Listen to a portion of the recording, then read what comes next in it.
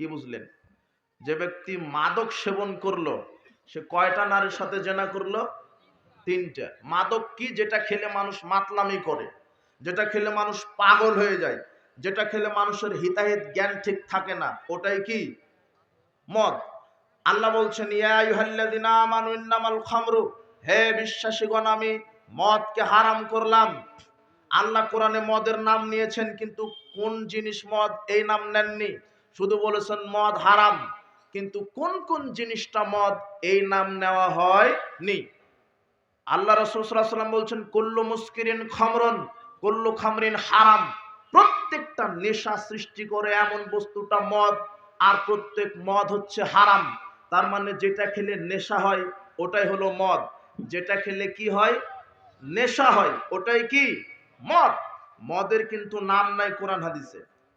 ওই যে ইয়াবা, beer, whisky, champagne, vodka, pethidine, আপনার আর কি আছে, তারি, গাঁজা, বিড়ি, সিগারেট, জর্দাগুল, এগুলির কোনো নাম আছে নাকি কোরআনে?